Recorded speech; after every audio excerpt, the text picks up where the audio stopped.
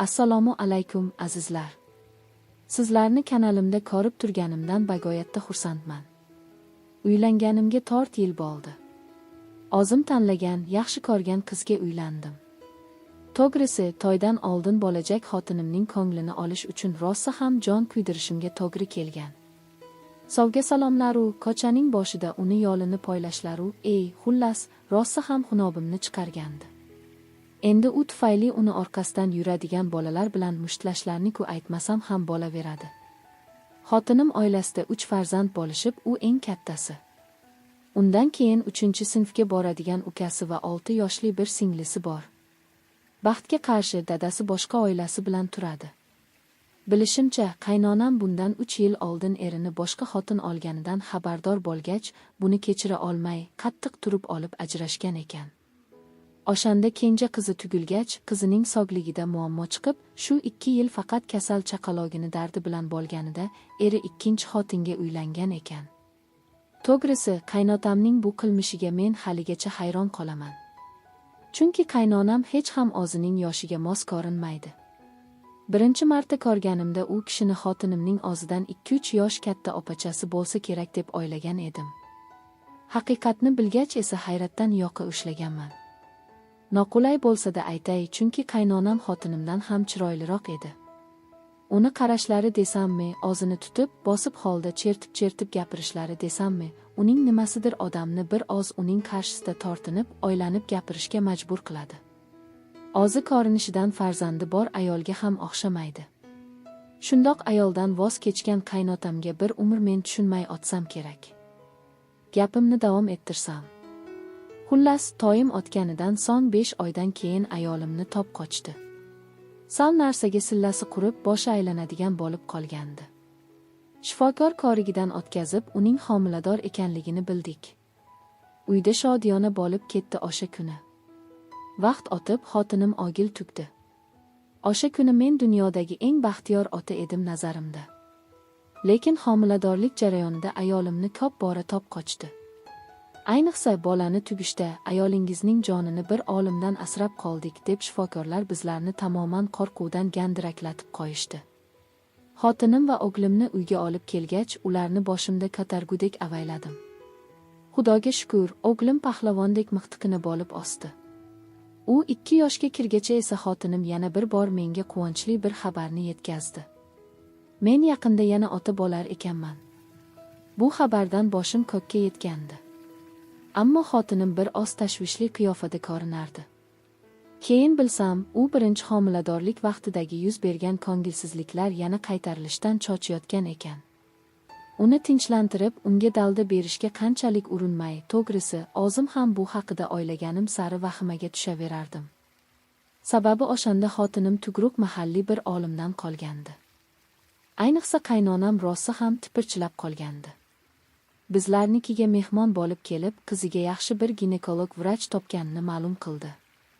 Xotinim homiladorlik jarayonida o'sha vrachning ko'rigidan o'tib turadigan, tugruq mahalliy esa o'sha vrach o'zi ishtirok etadigan bo'ldi. Bizlar qarshilik qilmadik, onada baribir. Bizlar bir kuysak, ona 100 chandon ortiqroq kuynadi deb to'g'ri tushundik. Ammo u vrachning ishxonasi bizlarning uyimizdan anchagina uzoqda edi, qaynonamning uyiga yaqin edi. Shunday qilib kunlar, oylar o'tdi.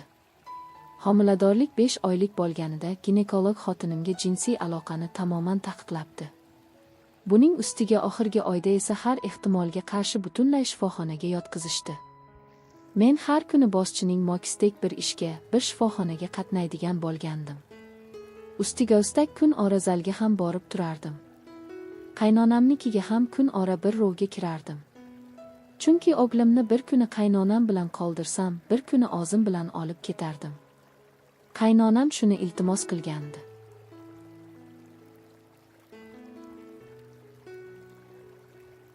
Bir kuni ishdan mahallimda qaynonam qo'ng'iroq qilib qoldi. Yangi servant olgan ekan. Shuni kelib terib, o'rnatib berib keting deb iltimos qilib qoldi. Xo'p, ishimdan keyin boraman deb aytdim. Aksiga olib, ishdagi muammolar bilan o'sha kuni ishimda ancha kechgacha qolib ketdim. Kech bo'lsa-da, ishdan chiqib to'g'ri qaynonamnikiga yo'l oldim. O'g'limni ham olib ketishim kerak edi. Qaynonam meni juda ham iliq qarshi oldi. Kirganimdanoq qoyarda qo'ymay meni dasturxonga o'tirgizib osh suzib keldi. Ishni keyin qilasiz, avval ovqatlanib oling deb ovqatga unday boshladi. To'g'risi o'zim ham juda ham och edim. Kuni bo'yi ishdagi muammolar bilan ovqatlanishga ham vaqt bo'lmagandi. Ishtaha bilan qaynonam qilgan ovqatni paqqos tushirar ekanman. Qaynonam issiq choy damlab qarshimga kelib o'tirdi. Bolalar allaqachon uxlab qolishgan ekan.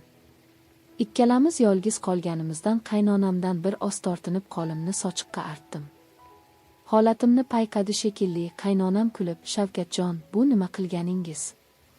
Qani, oshdan oling, sovib qolmasin" deb ovqatga unday boshladi va keyin choy quyib uzatdi. Shundagina qaynonamning yoqasi ochiqroq ko'ylak kiyganiga e'tibor qildim. O'zim ham naq qulogimgacha qizarganimni payqadim. Mening holatimni his qildi shekilli. Qaynonam kulimsiraganicha u yoq bu yoqdan gapirib, oradagi vaziyatni yumshatishga harakat qilardi. Bir mahal menga qarata, aytganday, "Shavkatjon, ozroq stresslaringizni chiqarasizmi?" deya kulimsiraganicha, "Men hozir" deya o'rnidan turib oshxonaga o'tib ketdi. Sal o'tmay bir shisha konyak va bakalni ko'tarib kelib oldimga qo'ydi va "Men hozir bolalardan bir xabar olay, siz olib o'tiring" degancha xonadan chiqib ketdi. Oxirgi marta qachon ichganimni ham eslolmayman. Dukkillab urayotgan yuragimni shu konyak bosishini o'yladimu, konyakni quyib bir ko'tarishda ichib yubordim. Shunda saharoda bir necha kun suvsiz qolib ketgan tashna odam suv topib ichib, tanasi rohatlangandek his qildim o'zimni. Yana ikkinchi marta quyib bakalni bir zal bilan ko'tardim. Ich-ichimga issiqlik yugurib, tanam sal bo'shashgandek yengillik yugurdi badaniga. Oshni tanovul qilar ekanman, oz-ozdan kayfiyatim ko'tarilayotgandi. Bir mahal qaynonam kirib keldi. "Zerikmay o'tiribsizmi?" deya ro'paramga kulib o'tirarkan, dimogimga shirin bo'y urildi. "Keling, choy beray sizga" deya egilib, o'zi piyolamni olar ekan, ko'zim yana uning egilganida yarim ochilgan ko'ksiga tushdi. Nima qilishimni bilmay ko'zimni olib qochdim. Qaynonam choyni quyib, "Oling" degancha piyolani uzatdi.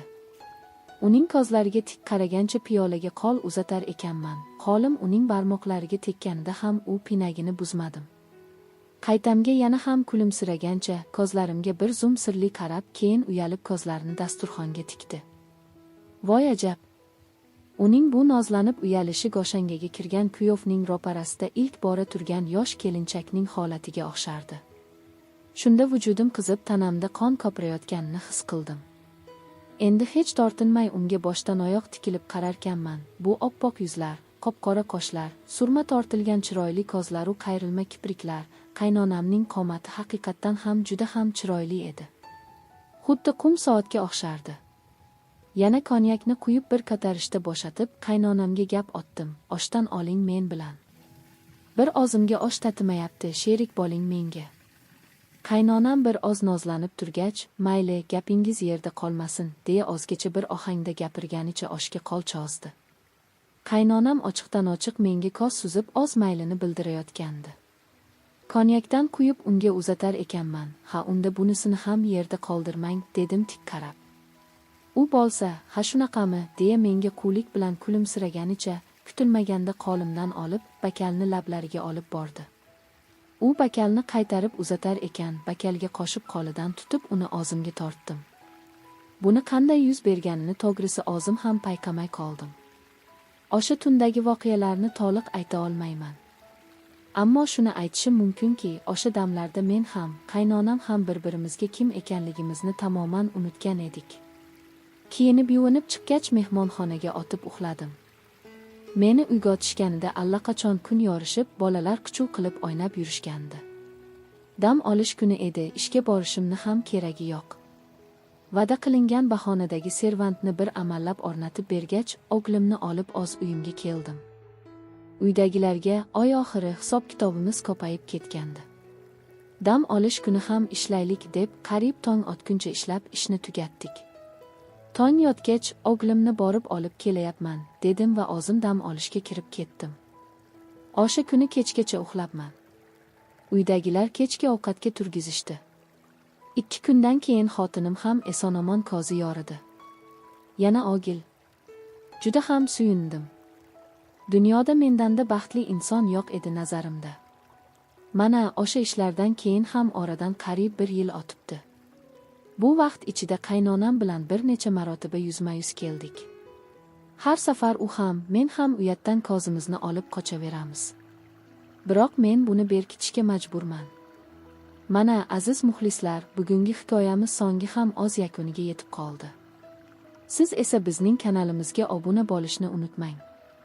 Chunki oldinda sizlarni bir-biridan qiziqarli hayotiy, oilaviy voqealar soni kutmoqda.